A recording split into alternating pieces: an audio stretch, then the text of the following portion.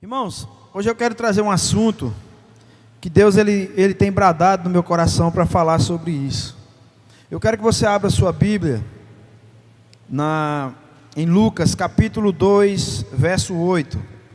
Eu quero falar hoje sobre algo bem simples, mas que mudou a história da humanidade, que foi o nascimento do Senhor Jesus. Um nascimento como outro qualquer, mas que mudou toda uma história, que mudou o rumo de uma nação, de um mundo, por amor a cada um de nós. Eu quero dar um título a essa mensagem. Olhe para alguém que está do seu lado e diga assim: ei, tudo tem início, meio e fim. Amém? Vamos ler a palavra do Senhor? Lucas capítulo 2, verso 8. Havia pastores que estavam nos campos próximos e durante a noite tomavam conta dos seus rebanhos. E aconteceu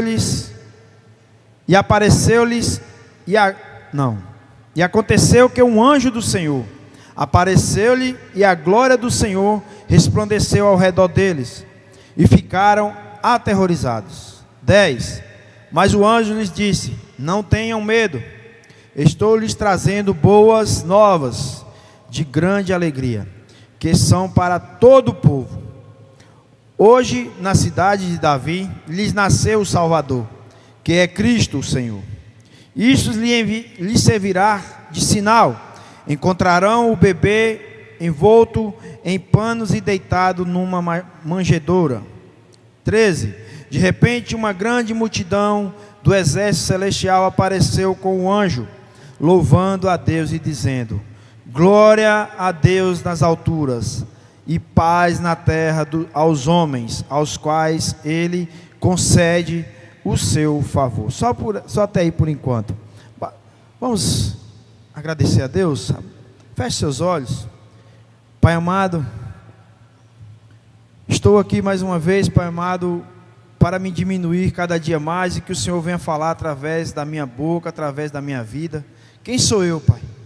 É a Tua palavra que fala aos nossos corações e eu creio, Pai, que não vai ser diferente aqui essa noite. Fala a cada coração aquilo que o Senhor verdadeiramente quer, Pai amado, derramar aqui nesse lugar. O Senhor quer falar com cada um aqui, Pai, para que cada um saia, Pai amado, cheios da Tua graça e do Teu amor, convictos, Pai, do que é te servir, do que é te buscar, convictos, Pai amado, do que está por vir, convictos, Pai amado, que o melhor do Senhor está por vir nas nossas vidas, Pai, e que nada nesse mundo, Pai, nada mesmo, Senhor, venha atrapalhar nesse momento, Pai, de adorarmos e bendizer o Teu santo nome aqui neste lugar, no nome do Senhor Jesus. Amém, irmãos? Aqui era uma época que o povo ele comemora muito o nascimento de Jesus em dezembro, né? 25 de dezembro, nascimento de Cristo. Mas segundo historiadores, eles falam que era impossível nessa época ter sido o nascimento de Jesus, devido nessa época lá fazer muito frio, nevar, fazer muito frio. Então eles acreditam que Jesus nasceu entre março e abril, que é a época que os pastores levam seus rebanhos aos campos para estar ali cuidando deles, alimentando eles. Então é mais ou menos nessa época. Aqui se tratava de uma mulher como qualquer outra mulher que está aqui, que tem um ventre, que dá luz a um filho, mas que foi escolhida por Deus para dar vida ao seu filho que veio à terra, nos ensinar como viver em cima dessa terra, nos mostrar que mesmo ele sendo Deus, ele veio como qualquer um de nós veio ao mundo. E ali nós nos deparamos com o nascimento de uma criança que para muitos daquela época poderia ser mais um nascimento, mas para muitos também era o nascimento do Rei dos Reis, Senhor dos Senhores, a qual os anjos aqui falaram com esses pastores. O que eu quero trazer aqui essa noite, irmãos, que o Senhor revelou ao meu coração sobre essa palavra, que o próprio Cristo, Ele veio em cima dessa terra nos mostrar que tudo aqui em cima dessa terra tem início, meio e fim. E Ele veio nos colocar na maior posição, irmãos, que foi servi-lo, buscá-lo e nos dar a oportunidade de irmos morar aonde Ele está hoje. Toda essa palavra que o Senhor Jesus nos dá aqui essa noite sobre o seu nascimento. Ele nasceu de um ventre de uma mulher normal. Ali ele cresceu no meio de pessoas comuns, que a qual ensinavam eles algumas coisas humanas, como o José era carpinteiro, ensinou ele a ser carpinteiro. Meu pai toda a vida foi um açougueiro, me ensinou a ser açougueiro. Então isso a gente passa de pai para filho. Isso é normal. Ele aprendeu, mas ele tinha uma diferença, irmão. Onde ele chegava, ele chamava a atenção. Quando nós lemos mais à frente, quando ele foi a primeira vez ao templo, ele chegou e sentou junto com os mestres da lei. E ali ele discutiu, conversou, falou sobre a palavra de Deus. E aqueles homens perceberam que ele não era uma criança comum, um ser humano comum. Mas onde é que eu quero chegar através dessa palavra que hoje eu quero dizer para você que, irmãos, pode passar os tempos, pode vir o tempo que for, a palavra de Deus não vai mudar. Deus não vai mudar. Jesus não vai mudar. Este livro não vai mudar simplesmente porque as pessoas querem que ele mude. Deus, ele não vai parar a sua obra simplesmente porque as pessoas querem que mude, não. Vai continuar mesmo, irmão. Porque, irmãos, o mundo hoje está de uma forma que parece que não tem mais volta. Algo que perdemos totalmente os costumes, os bons costumes. As coisas certas estão ficando erradas. E estamos partindo para algo que a gente fala assim: onde está Deus nisso? Não diz que Deus está no controle de tudo? Mas Deus fez algo, irmãos, que Ele pegou e falou assim: eu lhe dou o livre arbítrio para escolher o que você quiser. Se você está aqui essa noite, eu tenho certeza que não foi ninguém lá lhe ameaçar: ou você vai para a igreja ou eu te mato, ou você vai para a igreja ou você vai ver o que vai acontecer. Tenho certeza que não. Tenho certeza que quem lhe convidou para você estar aqui essa noite chegou com muita educação, falou de um culto abençoado, de um louvor abençoado, que Deus ia falar ao seu coração. Mas muitas pessoas, mesmo assim, você levando as boas novas, elas têm feito como a Bíblia diz: não dê pérola aos porcos. Se você chegar com um balde cheio de pérola e um balde cheio de lavagem, será que o porco vai querer o qual, irmão? E assim as pessoas têm resistido. A maldade tem se proliferado em cima dessa terra. As coisas ruins têm crescido de uma forma que a gente fica assim: meu Deus, para onde vai parar essas coisas? Mas a palavra de Deus, ela diz: aqueles que permanecer até o fim, eu vou voltar para buscar. Eu vou voltar para buscar a minha igreja. Aqui foi o início da vida do Senhor Jesus em cima dessa terra, a qual em 33 anos de vida, Ele não precisou viver 100 anos, 200 anos, foi 33 anos, Ele fez algo que ninguém fez. Ele transformou, Ele nos deu vida, Ele nos ensina tudo aqui na palavra dEle, para que nós possamos segui-lo em espírito, em verdade, e crer que Ele está para voltar. Vamos ler mais um pouco a palavra de Deus? No verso 15. Quando os anjos os deixaram e foram para os céus, os pastores disseram uns aos outros: vamos a Belém e vejamos se isso que aconteceu e que o Senhor nos deu a conhecer. Então correram para lá e encontraram Maria e José e o bebê deitado na manjedoura. Depois de o verem, contaram a todos o que lhes foram dito a respeito daquele menino. E todos os que ouviram e o que os pastores diziam ficaram admirados. Maria, porém, guardava todas essas coisas e sobre elas refletia em seu coração. Os pastores voltaram glorificando e louvando a Deus por tudo o que tinha visto e ouvido, como lhes fora dito. Irmãos, A gente às vezes para analisar a nossa própria vida.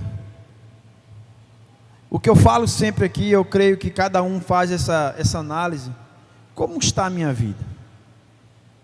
Você hoje buscando a Deus, você hoje servindo a Deus, como está a sua vida?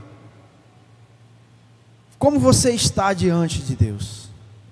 Como nós estamos fazendo para que o Senhor venha se agradar de nós? Todo dia eu tento me corrigir de algo que ainda preciso, todos nós precisamos, todo dia mudar de alguma coisa, melhorar em algo que ainda atrapalha a nossa vida. Mas algo que nós temos, irmãos, que buscar mesmo, é a sensibilidade do Espírito Santo na nossa vida, para quando o pecado, as coisas ruins baterem a nossa porta, nós sabemos discernir o que é verdade, o que é mentira, o que é certo, o que é errado, o que vai ser bom, o que vai glorificar a Deus e o que não vai glorificar a Deus. Esses pastores, eles estavam num dia comum deles, como eu e você. Já amanhã, eu creio que quem trabalha, né, amanhã já está planejando na cabeça o horário de levantar, ir para o trabalho, voltar para almoçar, voltar para o trabalho. Outros vão estudar, outros vão ficar em casa, mas tem as coisas dos afazeres de casa, do lar. E a gente tem um plano que vai ser um dia comum como qualquer outro. Mas na vida desses pastores não foi mais um dia comum. Foi algo a qual eles nunca esperavam e a qual eu tenho certeza que eles nunca esqueceram. E assim temos que ser diante de Deus, irmãos. Nós temos que estar todo dia vigilantes, buscando a Deus, falando de Deus para as pessoas, mesmo que a gente às vezes bate no coração. Eu já falei tantas vezes para essa pessoa, eu já falei com ela, já convidei, ou pessoa do coração duro, ou pessoa assim. Não, irmão, a nossa parte, o Senhor fala assim: ide e semeai a palavra. É o nosso dever. Eu não tenho isso nem como um dever, eu tenho isso como um prazer na minha vida, porque se eu fui escolhido para isso, o Senhor, Ele me escolheu para dar as boas novas. Então isso tem que ser, irmão, um privilégio na nossa vida. Eu vi um pastor num videozinho hoje, daqueles rápido que tem no Facebook, que ele disse assim: enquanto você considerar Jesus só como seu mestre e Senhor, você não está servindo a Ele. Porque às vezes mestre e Senhor na vida da gente, a gente faz por obrigação. Muitas vezes você não vai trabalhar, você chega lá, só vim hoje aqui porque não tem jeito, senão nem aqui eu pisava. Quem não já viveu isso? Levanta a mão, só eu que sou pecador. Só vim aqui hoje porque senão eu perdia meu dia, senão eu poderia ser despedido. E bem assim é Jesus. Bem assim é você servir o Senhor como só seu Senhor, e não como seu Salvador. Porque quando a gente trata Ele como só Senhor e Mestre, a gente não está tratando como nosso Salvador da nossa vida. E quando a gente trata Ele como Salvador da nossa vida, irmãos, não vivo mais eu, mas Cristo vive em mim. Entenderam? Quantas vezes eu já fui para o trabalho só fazer porque está aqui a determinação para fazer isso aqui, vai lá fazer. Mas pela minha vontade eu falo: oh, meu Deus do céu, se eu pudesse nem lá eu pisava. Isso é normal do ser humano. Mas quando você tem prazer em fazer algo, é igual eu admiro muito a minha filha, Ana Raquel. Cadê ela? Está ali atrás. Ela tem prazer em cozinhar. Ela ama fazer algo novo, ama fazer algo assim para agradar a gente. Aí ela vai e pede opinião. A gente tem que ser sincero. Aí eu sou o Masterchef lá, sabe? Eu estou assistindo muito aquele Masterchef. Aí eu começo a falar: está um pouco salgado, está um pouco doce, está ótimo, está mais ou menos. Então tudo isso é o prazer que ela tem de fazer. Então é isso que nós temos que ser na presença de Deus. Não vir aqui na igreja simplesmente para bater o ponto e depois ir para casa e viver uma vida normal, uma vida programada como se fossem uns robôs. Mas sempre esperar o sobrenatural de Deus para nossas vidas. Sempre crer: não, amanhã é segunda-feira, né? Mas eu creio que o meu milagre está chegando. Eu creio que essa luta está passando. Eu creio que essa enfermidade vai ser curada no nome de Jesus. Eu creio que as minhas lutas financeiras vão acabar, porque eu creio num Deus do impossível, irmão. Esses pastores jamais eles pensaram, Rodrigo, que eles iam chegar no dia de lá de olhar a ovelha no campo, de pastorear as ovelhas e ter um encontro impactante na vida deles serem privilegiados de saber do nascimento do Filho de Deus. Hoje eu e você somos privilegiados, irmãos. A palavra de Deus diz que não foi eu que escolhi ele, mas ele que nos escolheu para estar aqui essa noite. Ele que escolheu cada um de você para estar aqui essa noite. Vamos ler um pouquinho mais à frente a Bíblia. Abra sua Bíblia em 1 Tessalonicenses. Mais à frente um pouco. 4, verso 16. Depois de Colossenses, um pouquinho à frente.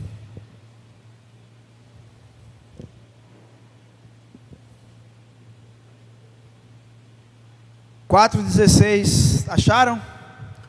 Tessalonicenses 4:16. 1 Tessalonicenses.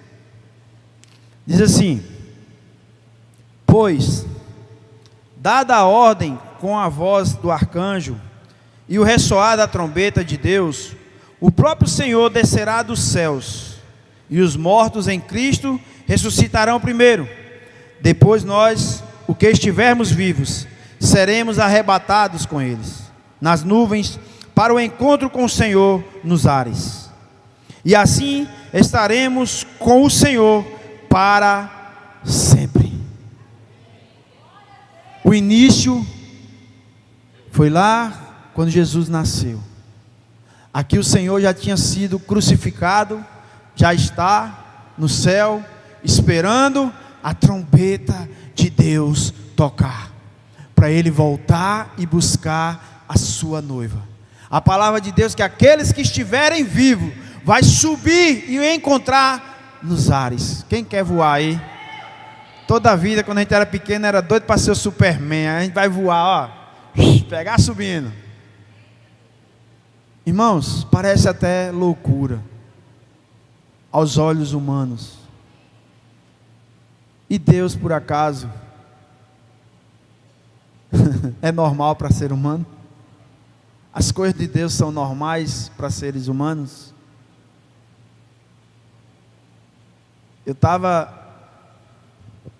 Minha esposa, ela chegou para mim falando assim, sobre o ser humano.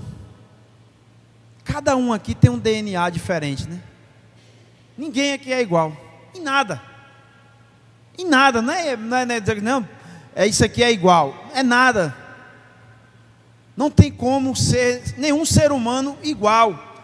As digitais de todo mundo é diferente, o DNA é diferente, o cabelo é diferente, os carecas é diferente,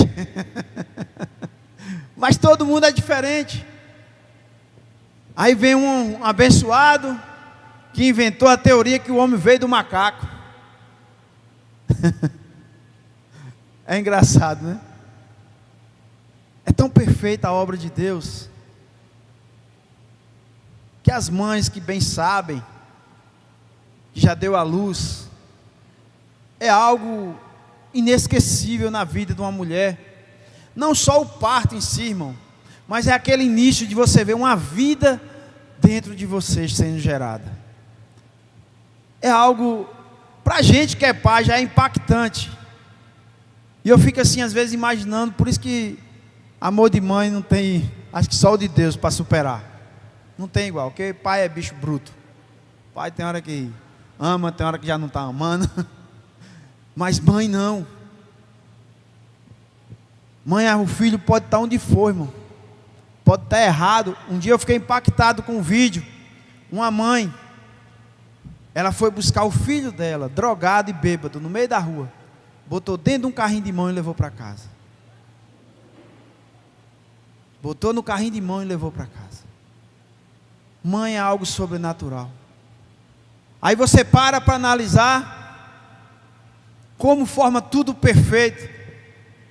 Começa de um embriãozinho, uma coisa insignificante, no espermatozoidezinho, junta com o embrião, vai formando algo, que 9 meses está aí um ser humano à terra. Aí mais inacreditável ainda, é Deus falar assim, vai ser o meu Espírito Santo, que vai fazer essa criança gerar dentro de você. para provar ao homem que não existe outro Deus como Ele, para provar ao homem que se arrependa. Ou então ele hoje, irmãos, ele é advogado, mas no dia do juízo ele será juiz.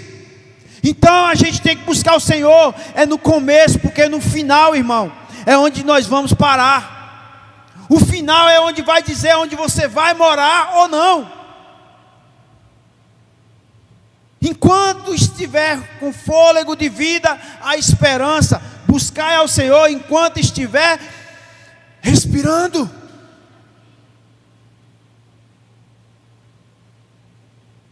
Buscai a Ele enquanto se pode achar. Hoje Ele é nosso advogado fiel, mas amanhã, lá no juízo final, Ele vai ser o juiz. Hoje Ele está nos defendendo diante do Pai, Ele está nos defendendo de todas as formas para que a gente venha se arrepender e reconhecer que sem Ele nós não temos acesso ao Pai, e Ele está lá. Mas Ele, quando voltar, Ele vai voltar como juiz, e justo juiz. Não vai ser igual o juiz que a gente vê falar aí, não. Justo juiz. Não vai ter negócio de amizadezinha, não vai ter negócio de propina, não vai ter negócio de se corromper o homem. Não vai ter isso, irmão. Ele vai ser justo com cada um de nós aqui. Ele vai te julgar segundo as tuas atitudes. Arrependam-se enquanto há tempo. Aqui a palavra de Deus fala que Ele vai voltar no soar de trombetas, que nem o próprio Jesus sabe o dia, só o próprio Deus, irmãos. E aqui fala que enquanto não tocar a trombeta do Senhor, Ele ainda não vai voltar. Então saia daqui essa noite falando das boas novas, falando daquilo a qual está por vir, irmãos. Não faça como aquele rico com Lázaro, que humilhava. E a palavra de Deus diz que quando ele estava lá no inferno, ele falava com Lázaro: se possível, molha o teu dedo e uma gota de água derrama aqui para mim. Irmãos, só quem já passou por algo terrível sabe o que é. Eu falo que tem um ditado que quem nunca viu quer ver, né? A gente às vezes dá conselho para uma pessoa: não faz isso, rapaz, porque eu já passei por isso, toma cuidado nisso. A gente que é mais velho, né, irmão? Aí falando para os filhos, aí o filho fica: não, meu pai é careta e tal. Aí meu pai falava direto: um dia você vai ser pai, você vai saber o que é isso. E é verdade, irmão. Tem coisas que você tem que chegar a ser, para você entender. Mas tem coisas que a gente vai para apanhar, para depois falar assim: meu pai estava certo, minha mãe estava certa. Então tem coisas, irmãos, que a gente fica analisando a dureza do coração do homem. O que é que eu estou te oferecendo de ruim aqui essa noite? O que é que eu estou falando de ruim aqui essa noite para a sua vida? Para vocês que estão nos assistindo, para vocês que estão aqui. As pessoas, quando elas estão no pecado, a gente tenta se aproximar, parece que a gente vira um bicho, fecha uma cara, não quer falar com você. Você fica assim: o que é que eu fiz para essa pessoa? Mas a palavra de Deus diz que a luz não se mistura com as trevas. Irmãos, alimente aquilo que te traz vida. Não fique alimentando aquilo que pode fazer você cair novamente no seu pecado, ou então desistir da caminhada com Cristo. Alimente aquilo que lhe traz vida. Tem coisas na minha vida que eu não posso mais estar pensando, nem pensando em frequentar, quer dirá ir. Então a gente temos que buscar o que? Vigiar e orar. Ninguém aqui é super-homem, ninguém aqui é melhor do que ninguém. Todos nós estamos sujeitos ao tentador. A palavra de Deus diz que Ele está ao nosso derredor, buscando uma brecha. Ele não quer uma portazinha encostada, não. Ele quer uma brecha só na porta assim, ó. para ele fazer uma bagaceira na sua vida, irmão, para ele acabar com você. Satanás, ele é tão no jeito que ele manda você roubar e ele chama a polícia para te dar uma coça. É desse jeito. O serviço dele é acabar com a sua vida, é acabar com a minha vida, porque ele sabe que ele não tem mais jeito, e nós ainda temos chance. Eu estava olhando um vídeo de um cientista, de um médico, que ele fez umas experiências. Ele estudou sobre isso, sobre a oração e ler a Bíblia. Ele disse que tem um lugar, eu não vou dizer o nome científico, porque eu não lembro de nada, mas ele disse que tem um lugar no nosso cérebro que quando você dobra o joelho para orar, ou quando você lê a Bíblia, você aciona o ponto de Deus no seu cérebro. E isso, ele falou que impacta de uma forma tão grande no nosso cérebro, que é inexplicável aos olhos humanos. Por isso que a maior luta nossas vezes é ler a Bíblia. Por isso que a maior luta nossas vezes é dobrar o joelho para orar. Porque Satanás, ele sabe que é a chave da nossa vitória. É abrir a Bíblia para ler. Que sono, meu Deus, misericórdia. Então vamos vencer essas lutas, irmãos. Eu quero melhorar minha vida, eu estou muito sedentário. Vou fazer exercício, vou melhorar minha alimentação, segunda-feira que começa a coisa. Segunda-feira é certo. Mas toda semana tem segunda-feira. Se você não determinar, falar assim, eu quero mudar, eu quero melhorar, eu quero ser outra pessoa na presença de Deus, irmão, isso é determinação sua, você que tem que lutar por isso. Se você não se amar, ninguém vai te amar não, irmão. O amor, ele tem que partir primeiro de você, que quando você se ama, você distribui o seu amor para as outras pessoas e é retribuído com isso. Se cuida, irmão. Se cuida. A alimentação nossa hoje não é a mesma alimentação de 30 anos, 20 anos atrás não.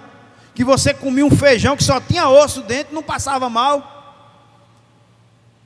Hoje o organismo nosso mudou de uma forma tão grande que se você comer no outro dia você não aguenta nem levantar.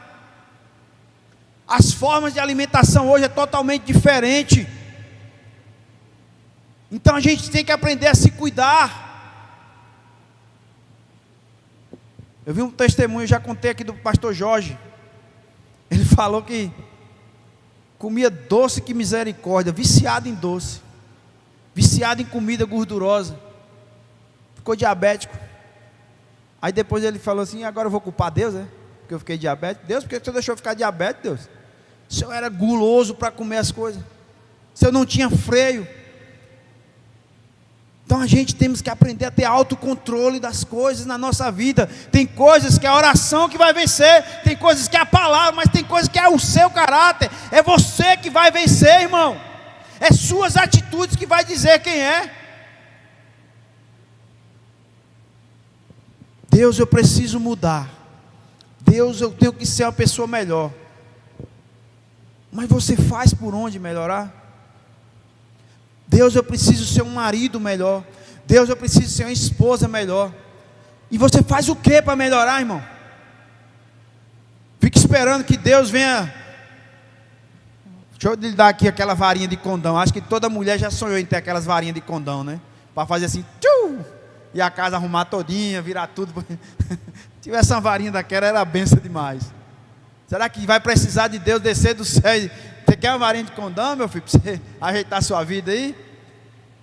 Comece a mudar. Você quer ser um marido melhor? Comece a ser carinhoso com a sua esposa. Você quer ser uma esposa melhor? Comece a ser carinhoso com o seu esposo. Comece a ter atitudes. Comece a fazer algo diferente que surpreenda pelo menos a pessoa.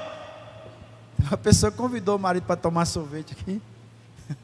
Vou dizer o nome, né? Ela ficou com raiva de mim depois que disse que o pastor falou que era para mim fazer algo diferente. Vou chamar meu marido para tomar sorvete. Ele, que negócio de sorvete?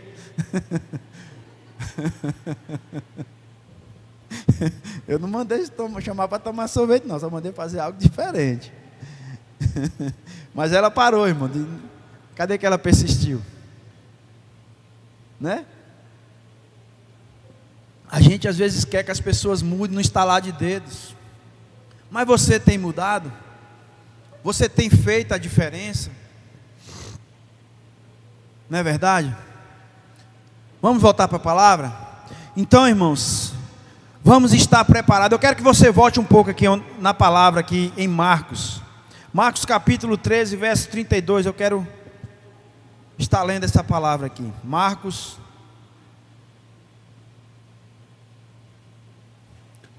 13, verso 32. 32, Marcos 13, verso 32. Diz assim, todos acharam? Do 32 ao 37. Quanto ao dia e a hora, ninguém sabe, nem os anjos no céu, nem o Filho, senão somente o Pai. Fiquem atentos, vigiem. Vocês não sabem quando virá esse tempo. É como um homem que sai de viagem.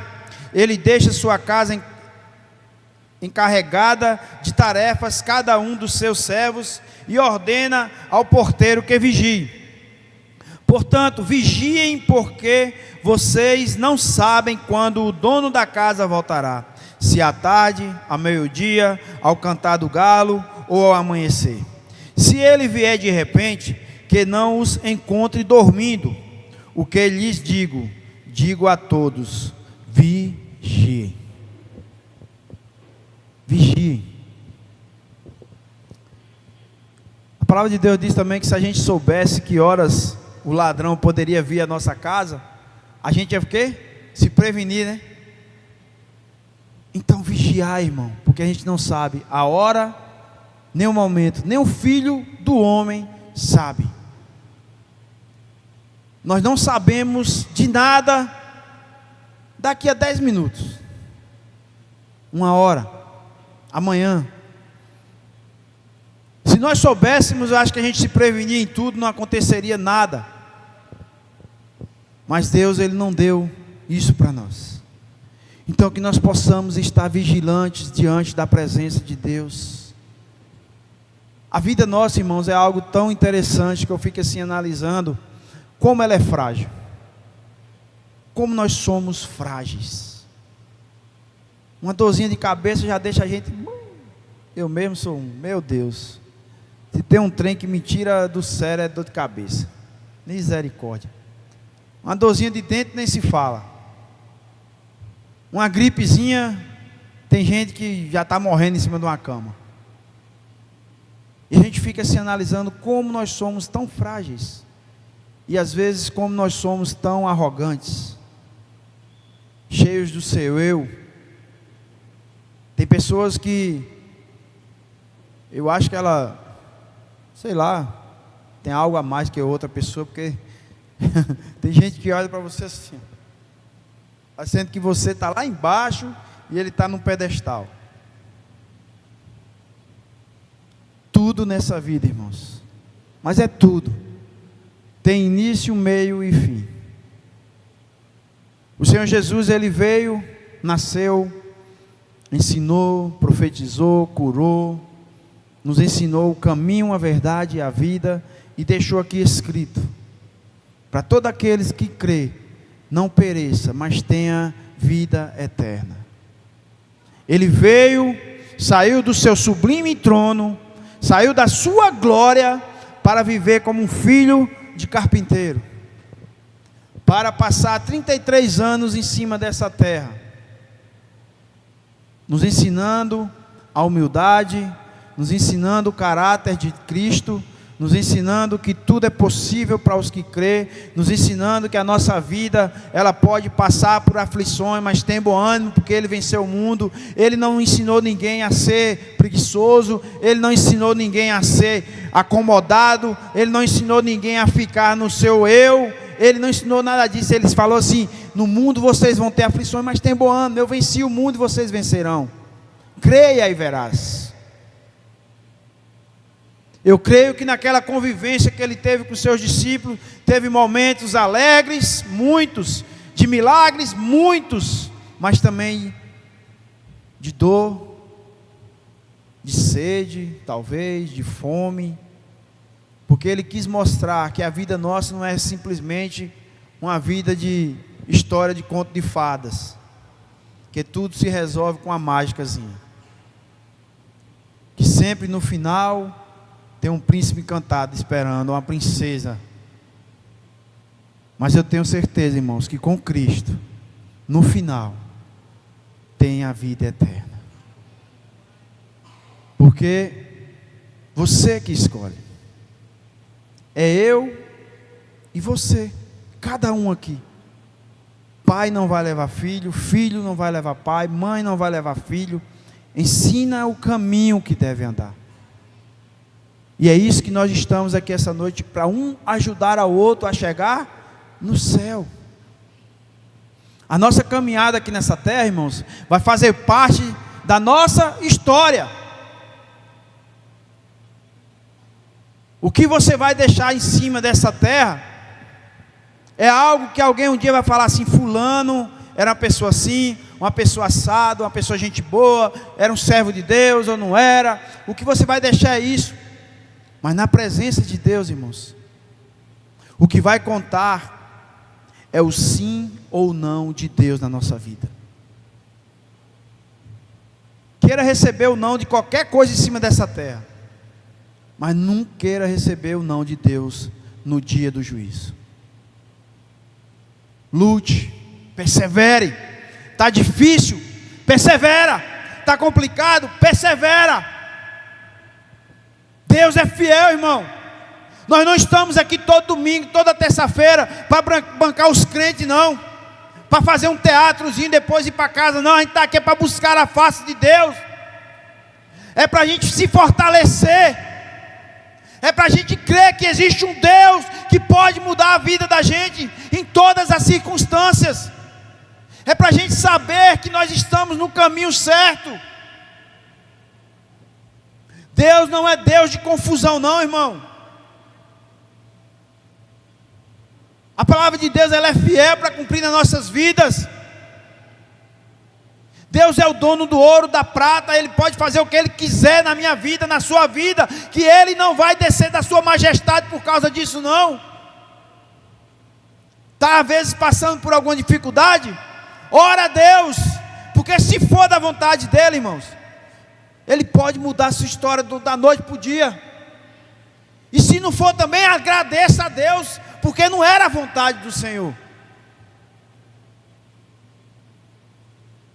Eu quero ver um pai aqui. Eu tenho um filho de 14 anos, uma filha de 18. Nenhum sabe dirigir. Aí eu vou chegar: estamos aqui, meu filho, leva o carro hoje. Pega o carro aí e vai dar uma volta na rua. Bem assim é Deus conosco. Às vezes a gente pede algo para Deus. Deus, se o Senhor me desse, Deus, uma mansão, um carrão, oh Deus, eu seria a pessoa mais feliz do mundo. E você ia ter condição de manter isso aí? Sabe quanto é o IPVA de um carrão, irmão?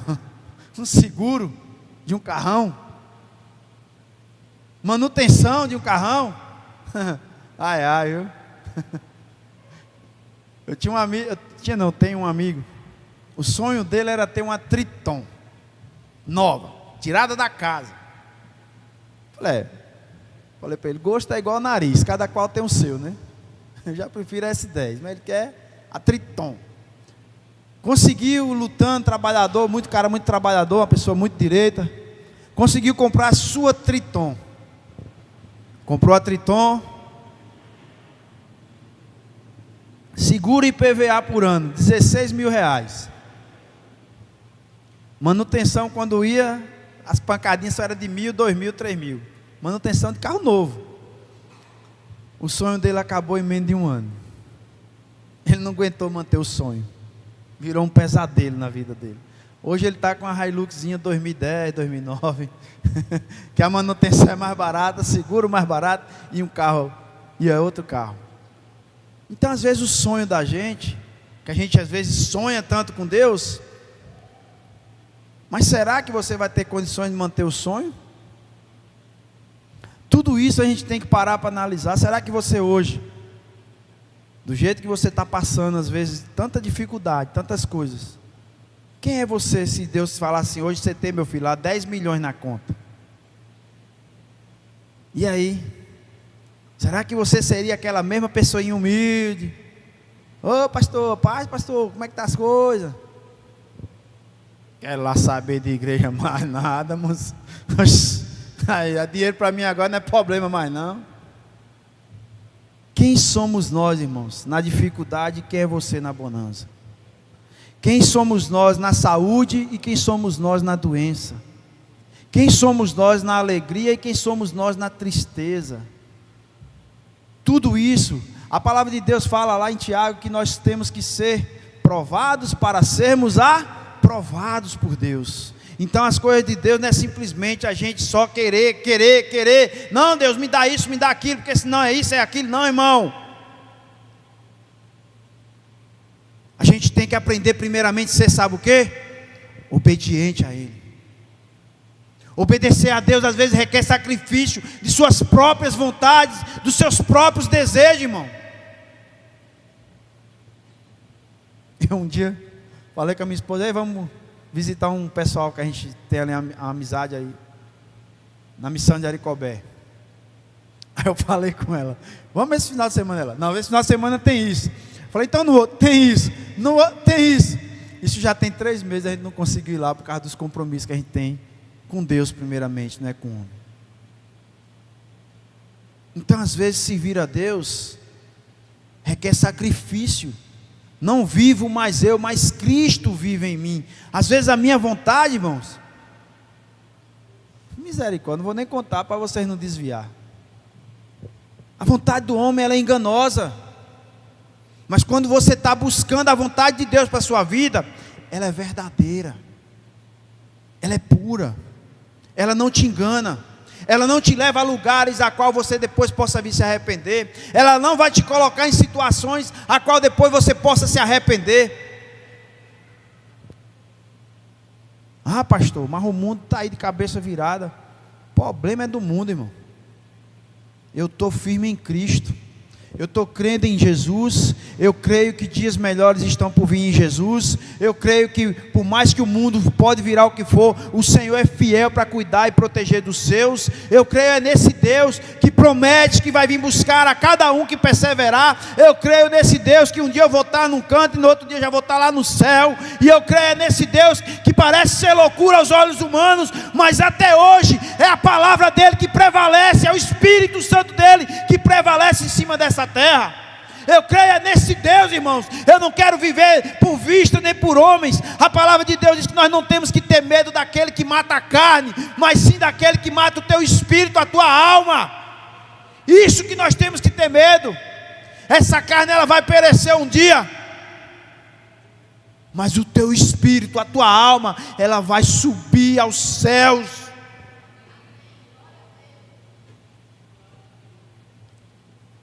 Quanto ao dia e a hora, ninguém sabe, nem os anjos do céu, nem o Filho, senão somente o Pai. E no final ele diz aqui: o que lhes digo a todos, vigiai. Vigiai. Permaneça. Nas nossas vidas, irmãos, o que vai contar não é só o começo. O que vai definir a nossa vida é o final. Na vida desses homens e mulheres de Deus aqui, o que contou foi o final, como eles terminaram. Não como eles começaram, porque começar às vezes até você começa de qualquer forma. Mas finalizar, permanecer, é o que vai contar na sua vida. Judas era para ter acontecido aquilo com Judas, irmãos? Será que Jesus queria que acontecesse aquilo com Judas? Se a palavra de Deus mesmo diz que, se possível, ninguém se perde. Judas caminhou com Cristo, irmão. Judas era tesoureiro. Judas tinha uma função importante no ministério de Jesus. Ele viu os milagres. Ele presenciou tudo aquilo que Jesus fez ali, e mesmo assim ele não vigiou. Mesmo assim ele não vigiou. Então vigia, irmão. Não deixe que as vozes de enganação venham tirar a sua paz, venham lhe desviar nem para a direita nem para a esquerda. Ande no centro da vontade de Deus, que você verá o milagre. Ande no centro da vontade de Deus. Está difícil na sua casa? Persevere. Está difícil com o seu trabalho? Persevere. Está difícil na sua vida financeira? Persevere. Está difícil na área da família? Persevere no sentimento, seja financeiro, o que for que você esteja passando, persevere, porque Deus vai honrar a sua fé. Eu nunca vi Deus desamparar ninguém. Eu nunca vi na palavra dele, nem em cima dessa terra, aqueles que buscaram, que perseveraram, para Deus não honrar a sua fé. Não é eu que estou falando não, irmão, é a palavra de Deus que é fiel. É ela que cumpre e vela pela nossa fé. Não vivo mais eu, mas Cristo vive em mim. Jesus, ele curava, ele fazia milagres ali naquele lugar.